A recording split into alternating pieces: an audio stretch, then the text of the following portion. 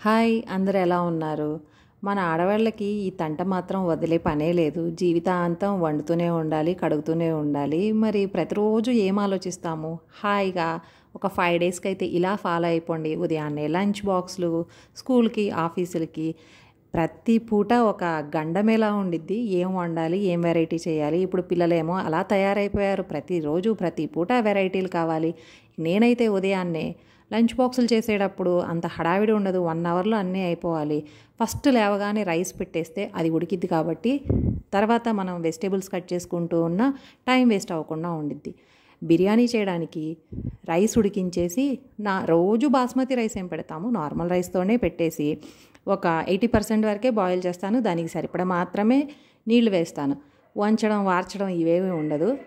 ఇక రైస్ ఉడుకుతూ ఉండగా ప్యాన్ పెట్టేసి అందులో ఒక స్పూన్ నూనె వేసేసుకొని డ్రై స్పైసెస్, ఒక చెక్క, లవంగ, ఇక ఇవన్నీ మనం తిన్నా ఏరి పక్కన పడేసినా అవి ఒకటి వేసుకోవడం. అల్లం వెల్లుల్లి పేస్ట్ ఒక స్పూను. ఇంట్లో అల్లం వెల్లుల్లి పేస్ట్ వారానికి ఒకసారి చేసింది అయిపోతే అనుకోకుండా ఇలా ఏదైనా చేసినప్పుడు వెల్లుల్లి లేకుండా జస్ట్ అల్లాన్ని అప్పటికప్పుడు తరిగేసేస్తాను. టేస్ట్ మాత్రం ఏమాత్రం తగ్గదు. ఇంకా అందులోకి ఒక 3 టమాటాల వరకు పేస్ట్ని ఆల్రెడీ ఫ్రీజర్లో పెట్టుకుంటే టమాటాలు తక్కువ ఉన్నప్పుడు ఇలా గ్రైండ్ చేసేసి పెట్టుకుంటే స్టోర్ చేసుకోవచ్చు. అండ్ ఇలాంటి టైంలో మాత్రం హడావిడి లేకుండా వాడుకోవచ్చు. సో కాస్త వేడి నీళ్ళలో పెట్టేస్తే అది కూడా కరిగిపోయిద్ది. అందులోకి ఆ టమాటాలు కొంచెం వేగిన తర్వాత ఆ పేస్ట్, కరివేపాకు, సన్నగా తరిగిన ఉల్లిపాయలు, ఈ పేస్ట్ వేగేలోగా ఖాళీగానే ఉంటాంగా అప్పుడు ఈ బంగాళదుంపల్ని ఫటాఫటా కట్ చేసేసుకొని రుచికి సరిపడా ఉప్పు, కారం, కాస్త ధనియాల పొడి, జీలకర్ర పొడి ఒక స్పూను వేసి వేయనట్టు కాస్త ఏదో వాసనకి ఒక పావు స్పూన్ వరకు గరం మసాలా వేసేస్తాను. అవి మాత్రం పొడులు చేసి పెట్టుకొని అన్నిట్లో ఏంటో ఏం తింటున్నావో తెలియకుండా రోజు వేసుకుంటూ పోవడమే స్పూన్లు. కాస్త బాగా బీట్ చేసేసి పెరుగు కూడా వేసుకొని కసూరి మేతి వేస్తే అదొక రుచిగా ఉండిద్ది. కసూరి మేతి కూడా వేసి వేయనట్టు 2 గ్రీన్ పీస్ వేసుకొని కాస్త పుదీనా, కొత్తిమీర వేసుకొని 4 స్పూన్ల వరకు నీళ్లు వేసేసి మూత పెట్టేస్తే ఆ బంగాళదుంపలు మొత్తం బాగా మెత్తగా మ్యాష్ అయిపోయి ఆలు కుర్మా సైడ్ డిష్గా అది కూడా ఉంటుంది. రోజు ఏ సైడ్ డిష్ లేకుండా ఓన్లీ ఏదో ఫ్లేవర్ రైసులు చేసేసి పెట్టేస్తే తినలేరు కదా. మనకి ఆ కూతలు 4 కూతలు కుయగానే స్టవ్ ఆఫ్ చేశాక ఆ ప్రెషర్ పోవడానికి టైం పట్టిద్ది. మనకి టైం కూడా అయిపోతుంది కాబట్టి ఫస్ట్ అది ప్రిపేర్ చేసేసుకొని మళ్ళీ ప్యాన్ పెట్టుకొని నెయ్యి వేయడం కాదు పోసేస్తాను.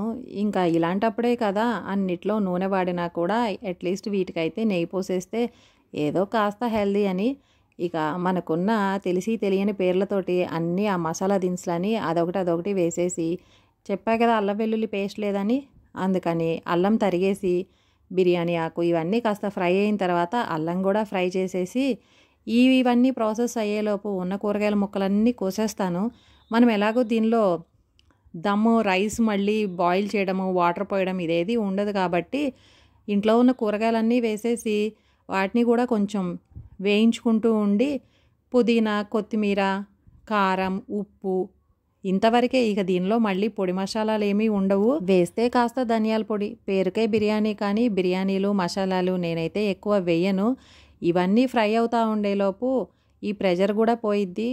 తీసి కాస్త ఒకసారి మిక్స్ చేసేస్తే ఆల్రెడీ ఉడికిపోయిన బంగాళదుంపలు మొత్తం మెత్తగా అయిపోతే కుర్మా కూడా రెడీ అయిపోతుంది కాబట్టి ఆల్రెడీ పక్కన రైస్ పెట్టుకొని ఉంటాను. ఇవి కూడా అవుతాయి. 1 బై 1 స్టెప్ బై స్టెప్ మనం ప్రాసెస్ చేసుకుంటూ కాస్త ఏం చేయాలి అని ముందుగా బుర్రలో ఫిక్స్ చేసుకోకపోతే వంట మాత్రం అస్సలు అవ్వదు. మనకి కాస్త ప్లానింగ్ ఉండి ఎలా చేయాలి, దేని తర్వాత అది చేద్దామో ఒక్కొక్కటి ఇలా చేసుకుంటూ ఉంటే మాత్రం వంట త్వరగా అయిపోయిద్ది. ప్లానింగ్ లేకుండా నేను మాత్రం అప్పటికప్పుడు చేయాలంటే బుర్ర పనిచేయదు. ఇక కూరగాయల ముక్కలు మొత్తం దాదాపు ఒక 80% వరకు ఉడికిన తర్వాత వంచకుండా వార్చకుండా వండి పెట్టుకున్న అన్నం ఉంది కదా అది మొత్తం తెచ్చేసి దీనిలో గొపరిచ్చేసి పైన ఇంకాస్త నెయ్యి వేసుకొని ఈ తడి కింద వెజిటేబుల్స్కి కాస్త తడి ఉండిద్ది కదా అది మొత్తం కూడా ఆవిరైతే బయటికి పోకుండా స్టవ్ సిమ్లో పెట్టేసుకొని మూత పెట్టేసి ఒక్క 2-3 నిమిషాలు ఉంచుతానంతే. ఈ మొత్తం ఆవిరికి ఉడికిపోయి ఇంకేదన్నా ఉన్న రైస్ కాస్త పొలుగ్గా ఉన్నది కానీ కూరగాయల ముక్కల్లో ఉన్న ఆ కాస్త పలుకు కానీ చక్కగా ఉడికిపోతాయి. పక్కన పునుగులు అవుతూ ఉంటాయి. ఇక బ్రేక్ఫాస్టు చట్నీలు అవన్నీ కూడా అయిపోతాయి. అన్నీ కూడా 1 అవర్లోనే మసాలా లేని ఆరోగ్యకరమైన బిర్యానీ కానీ బిర్యానీ గుమగుమలాడుతూ రెడీ అయిపోయింది. ఇంకొక రోజుకైతే చక్కగా పన్నీర్ కర్రీ చేసేసుకొని రోటీ లేదంటే ఇంకేదైనా రైస్ ఐటమ్ అయితే చేయొచ్చు. రోటీ చేసేసాను. ఇందులోకి వేసి వేయకుండా అసలు ఏదో జస్ట్ తాలింపులో వేసిన అన్నం కూడా ఎంత బాగుండిద్దో. కాస్త జీడిపప్పు, అల్లము, వెల్లుల్లి, ఎండుమిరపకాయలు, ఇక చెప్పాను కదా మనకి పేర్లు గీర్లు ఏమీ తెలియని అన్నీ ఆ మసాలా దినుసులు ఒక్కొక్కటి వేసేసుకొని తరిగిన ఉల్లిపాయలు, పచ్చిమిర్చి, ఇంకా కొత్తిమీర అన్నీ వేసుకొని ఒక స్పూన్ నూనెలో కాస్తంత ఉప్పు కూడా వేసుకొని మొత్తం కూడా కాస్త ఉల్లిపాయలు మెత్తగా అయ్యేంత వరకు వేయించేసుకొని కరివేపాకు, టమాటాలు అన్నీ వేసుకొని నీళ్లు కూడా వచ్చేస్తే బాగా ఉడికేటప్పుడు ఒక కప్పు పెరుగు తీసుకొని దాన్ని బాగా గిలకొట్టేసి అందులో కాస్త ఉప్పు, కారం, ఒక స్పూన్ వరకు ధనియాల పొడి, అర స్పూన్ జీలకర్ర పొడి, పావు స్పూనే గరం మసాలా చెప్పా కదా వేసి వేయనట్టే వేసుకొని కాస్త పసుపు కూడా వేసుకొని బాగా మళ్ళీ అన్ని ఒకసారి కలయబెట్టేసి కొంచెం వాటర్ కావాలంటే మిక్స్ చేసుకొని ఈ ఆల్రెడీ ఉడుకుతున్న దాంట్లో యాడ్ చేసేసుకొని మెత్తగా అయిపోతాయి. అంతే. పన్నీర్ కర్రీ చేయడం ఎంత సులువో. ఎన్ని రకాలుగా చేసినా ఇదే కర్రీ, ఇదే ప్రాసెస్. కాకపోతే పెరుగు వేస్తారు, వేయరు, జీడిపప్పు ఎక్కువ వేసుకోవడం. ఇక ఇదే మొత్తం బాగా ఫైన్గా పేస్ట్ చేసుకోవాలి. కాస్త కచ్చాపచ్చాగా ఉందంటే మాత్రం ఇంత కష్టపడి చేసిన కూర రుచి మొత్తం పోతుంది. గోవిందా అనుకోవడమే. ఇక మళ్ళీ అదే ప్యాన్లో నూనె వేసుకొని పన్నీర్ కూడా వేయించేసుకొని కాస్త సన్నగా తరిగిన ఉల్లిపాయ ముక్కలు మనం ఆల్రెడీ మెత్తగా రుబ్బి పెట్టుకున్న పేస్ట్ను కూడా వేసేసి ఇంకా కాస్త కారంకి సరిపడా ఉప్పు, కారం అన్నీ కూడా టెస్ట్ చేసుకొని చెక్ చేసుకొని ఇంకా కావాలంటే వేసి వేయించుకున్న పన్నీరు, కసూరి మేతి వేసి ఒకసారి కదిపేసి మనకి కావాల్సిన కన్సిస్టెన్సీ చిక్కగానా పల్చగానా దాన్ని బట్టి నీళ్ళు యాడ్ చేసుకొని ఆల్రెడీ ఉడికిపోయిందిగా ఇంకేం ఉడకబెడతాంలే అనుకోకుండా కాస్త నీళ్లు కూడా వేసి సన్నని మంట మీద కాసేపు ఉడికిచ్చి మొత్తం మనం వేసిన 1 స్పూన్ నూనెైనా కూడా పైకి తేలాలి. అప్పుడే రుచి. కూర రెడీ అయిపోయింది. రోటీ చేశాను. ఉన్న ఇద్దరికి 4 రకాలు ఉండాలి. అప్పుడే కానీ తినరు. ఏం చేస్తాము. ఇక రోటీ చేసిన తర్వాత మళ్ళీ రైస్ ఎక్కడ చేయాలి అనేసి ప్యాన్లో 2 స్పూన్లు నూనె వేసి ఇంట్లో ఉన్న 1 క్యారెట్, 1 బంగాళదుంపని, కరివేపాకుని ఏదో అట్లా వేయించేసి మనకు తెలియని మసాలా దినుసులు ఉంటాయి కదా అవన్నీ కూడా ఒక్కొక్కటి అందులో వేసేసి రుచికి సరిపడా ఉప్పేసి రైస్ కూడా కొద్దిగా అందులో ఆ నూనెలో కొద్దిగా నెయ్యిలో వేయించేసి దానికి సరిపడా నీళ్లు వేసేసి ఉడికిస్తే అది ఎక్సలెంట్. అసలు ఎంత రుచిగా ఉండిద్దో. ఇంకా పన్నీర్ కర్రీ కాస్త రైతా ఉంటే పెద్ద మసాలాలు, డబుల్ దమ్ములు ఇవన్నీ చేసిన బిర్యానీలు కూడా దేనికి పనికిరావు. ఒక పూటకి ఒక రోజుకి అయిపోయింది కానీ మళ్ళీ తెల్లవారితే ఏం వండాలి అనే కదా. మరి ఇంకొక రోజైతే ఇప్పుడు అన్నీ గ్రీన్ పీస్ బాగా దొరుకుతున్నాయి కదా సీజను. మనకి దొరికినప్పుడే వాడాలి విచ్చలవిడిగా. అందుకని గ్రీన్ పీస్ ఉన్నాయి కదా అనేసి ప్యాన్ పెట్టి అందులో ఫుల్గా నెయ్యే వేస్తాను. ఇక ఈ మసాలా దినుసులు మొత్తం అన్నీ కలిపి ఓ ప్లేట్లో వేసేసి సన్నగా తరిగిన ఉల్లిపాయలు, పచ్చిమిర్చి, కరివేపాకు, టమాటాలు అన్నీ వేసుకొని కాస్త ఉప్పు కూడా వేసుకుంటే ఈ టమాటాలు కానీ ఉల్లిపాయలు కానీ త్వరగా ఎగుతాయి. ముందు ఉల్లిపాయలని కొంచెం వేగిన తర్వాతే టమాటాలు యాడ్ చేయాలి. లేకపోతే ఉడికిపోతాయి కానీ ఉల్లిపాయలు అయితే వేగవు. ఇందులోకి 1 స్పూన్ అల్లం వెల్లుల్లి పేస్ట్ కూడా వేసుకొని మొత్తం పచ్చివాసన పోయేంత వరకు వేయించుకున్న తర్వాత ఒట్టి గ్రీన్ పీస్ సీజన్లో దొరుకుతుంది కదా అని అచ్చగా అదేస్తే తిని వెగటొచ్చేసిద్ది మొత్తం అదే ఫ్లేవర్ వచ్చి. అందుకోసం అని ఇంట్లో ఉన్న కూరగాయల్లో కాస్త క్యాలీఫ్లవరు, కొంచెం ఒక దుంప ఇవన్నీ ఎలాగో మ్యాష్ అవ్వడానికి టైం పట్టిద్ది కదా. టమాటా ముక్కలుగా ఉంటే రైస్లో అసలు తినలేము. మెత్తగా అయిపోవాలని మూత పెట్టి సన్నగా ఉడుకుతుండగా కూరగాయలు మొత్తం ఇంట్లో ఉన్నాయి కాస్త కొద్దిగా కట్ చేసుకొని గ్రీన్ పీస్ అయితే ఎక్కువ యాడ్ చేసుకొని అలా అని మరీ ఎక్కువ కాకుండా రైస్కి సరిపడా యాడ్ చేసుకోవాలి. కాస్త పసుపు, రుచికి సరిపడా కారం, పచ్చిమిర్చి, ధనియాల పొడి అంతే. ఇందులో కూడా ఎటువంటి మసాలాలు ఉండవు. అన్నీ ఒకసారి కలుపుకొని మరి గ్రీన్ పీస్ మసాలా రైస్ అంటే కాస్త ఏదో ఉండాలి కదా స్పెషల్ అయితే. దానికోసం 1 స్పూన్ పావు బాజీ మసాలా యాడ్ చేసి రైస్ అయితే నానబెట్టుకున్నాను. చెప్పానుగా రోజు బిర్యానీలకి బాస్మతి రైస్లో ఇట్లా అయితే చేయను. బాస్మతి రైస్ అందరూ తినడానికి కూడా ఇష్టపడరు. మా పిల్లలు ఒకళ్ళు తింటారు, ఒకళ్ళు తినరు.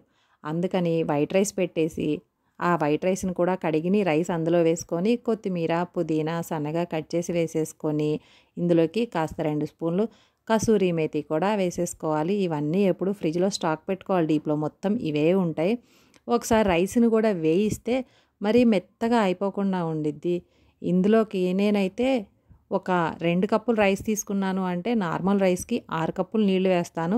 అందులోనూ ప్రెషర్ కుక్కర్లో ఉడికిస్తే నీళ్లు పట్టే మెజర్మెంట్ వేరే ఉండిద్ది, రైస్ కుక్కర్లో వేరే ఉండిద్ది, స్టవ్ మీద విడిగా వండితే వేరే ఉండిద్ది, ఫ్లేవర్ రైస్లకి వేరే ఉండిద్ది. ఎన్ని రకాలుగా ఉంటుందో. ఈ ఫ్లేవర్ రైస్లకైతే మనం ఎన్ని నీళ్లు వేసినా కూడా పొంగిపోదు. విడిగా గిన్నెలో వండామంటే అన్నం పొంగిపోయిద్ది. ఆల్రెడీ నూనెలు, నెయ్యిలు ఇవన్నీ వేస్తాం కాబట్టి ఎక్కువ నీళ్లు పోసినా మూత పెట్టేసి వండించిన అయితే పొంగదు. ఈ స్టేజ్ వరకు ఉడికించేసి హై ఫ్లేమ్లో, తర్వాత నీళ్లు ఎసరు మొత్తం దగ్గరికి పడి రైస్తో సమానంగా ఉన్నప్పుడు లో ఫ్లేమ్లో పెట్టేసి ఒక 5 నిమిషాలు ఉడికిస్తాను మూత పెట్టేసి. అంతే, పర్ఫెక్ట్గా పొడి పొడిగా అయితే రైస్ వచ్చేస్తుంది. ఇంకా దీనిలోకి ఎటువంటి సైడ్ డిష్ అవసరం లేదు. కాస్త టమాటాలు కూడా ఎక్కువ వేసిన రీజన్ అదే.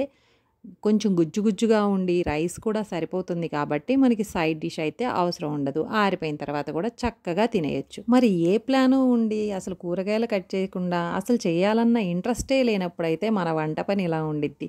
ఇంట్లో ఉల్లిపాయలు లేవు, క్యాబేజీ ఉంది, క్యాప్సికమ్ ఉంది, అంతవరకే. సో ముందు లేవగానే అన్నం వండేసి పెట్టేసి ఇవి జస్ట్ ఎలాగో ఫ్రైడ్ రైస్లా చేయాలంటే మనం ఎక్కువగా కట్ చేయడం చాలా ఫైన్గా నాజూగ్గా అయితే తరగక్కర్లేదు కాబట్టి మనకు వచ్చిన షేప్లో డబా కట్ చేయడమే. బారుగా ఎలా అంటే అలా కాస్త క్యాబేజీ, క్యాప్సికమ్ అలా వేసేసి ఉప్పు కూడా వేసి, కాకపోతే దీనికి పెద్ద కడాయి తీసుకోవాలి. ఇరికి చిరికిచ్చి చిన్న చిన్న వాటిల్లో వండితే మనం తర్వాత మిక్స్ చేయడానికి రైస్ కూడా మెత్తగా అయిపోయిద్ది.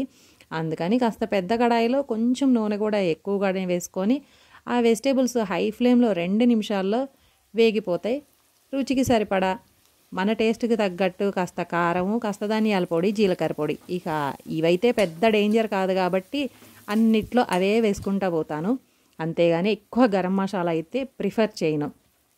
ఇక ఆల్రెడీ ఉడికించి పెట్టుకున్న రైస్ని ఇందులో యాడ్ చేసేస్తే కాస్త స్పైసీగా, క్లైమేట్ని బట్టి కాస్త స్పైసీగా చేసుకుంటే వేడివేడిగా అయితే సూపర్ ఉండిద్ది. చల్లారిన తర్వాత కూడా చక్కగా తినొచ్చు. రోజు తినే తిండి అయినా పిల్లలకైనా పెద్దవాళ్ళకైనా నాలుక మాత్రం ఇంకో 40 రుచులు కోరుకునిద్ది. అందుకోసం ఒకరోజు అయితే ఎగ్ ఫ్రైడ్ రైస్ చేసేస్తాను. జస్ట్ ప్యాన్లో నూనె వేసుకొని తరిగిన వెల్లుల్లి, కరివేపాకు, పచ్చిమిర్చి, క్యాప్సికమ్, క్యాబేజీ, క్యారెట్ ఇంట్లో ఏముంటే అవన్నీ వేసేసుకొని కాస్త ఫ్రై చేసుకొని హై ఫ్లేమ్లో ఉంచేసి ఫ్రై చేసుకొని ఆ కూరగాయలు దాదాపు 90% ఉడికిన తర్వాత అన్నీ ఓ పక్కన సెట్ చేసేసుకొని మధ్యలో మాత్రం 2 గుడ్లు కొట్టేసి దానిలో ఎగ్స్ మీద కాస్త కారం, పెప్పరు, ఉప్పు వేసి ఆ ఎగ్స్ కూడా కొంచెం ఉడికిన తర్వాత మొత్తం కూరగాయలు మొత్తానికి పట్టేటట్టు రుచికి సరిపడా ఉప్పు, కారము, కొంచెం పెప్పర్ పౌడరు, కాస్త పసుపు వేసుకొని ఒక స్పూన్ ధనియాల పొడి, జీలకర్ర పొడి కూడా వేసేసుకుంటే ఇంక ఇందులోకి సాస్లు అవసరం లేదు. బాగా ఒకసారి మిక్స్ చేసి హై ఫ్లేమ్లోనే ఉంచేసి తర్వాత ఉడికించుకున్న రైస్ వేసేస్తే సాసులు గీసులు ఆరోగ్యాన్ని పాడు చేసేయి ఏమీ లేకుండా మంచి రుచిగా, అదన్నీ లేదన్నారు కదా రుచి ఏమన్నా ఉండదు అనుకుంటారేమో, ఇవన్నిట్లో ఏ మసాలాలు వాడకపోయినా కూడా చక్కగా రుచి మాత్రం తగ్గదు. హెల్దీగా లంచ్ బాక్స్లు ఇవ్వచ్చు. మరి ఎప్పుడూ రైస్లు ఈ మసాలాలైనా పిల్లలకి కాస్త హెల్దీగా ఏదో అవైలబిలిటీ ఉన్న మందులతో పండించిన కూరగాయలైనా సరే కూరగాయలు అనేది ఇవ్వాలి కాబట్టి చాలా వరకు ఇలా ఉంటుంది. అచ్చగా రైస్ ఐటమ్సే అనుకోకండి, చక్కగా కూరలు కూడా చేసి పెడతా ఉంటాను. నెక్స్ట్ వీడియోస్లో అవి కూడా అప్లోడ్ చేస్తాను. మీకు ఈ వీడియోస్ నచ్చితే తప్పకుండా లైక్ చేయండి, షేర్ చేయండి, ఛానల్ని సబ్స్క్రైబ్ చేయడం మాత్రం మర్చిపోవద్దు. Thanks for watching.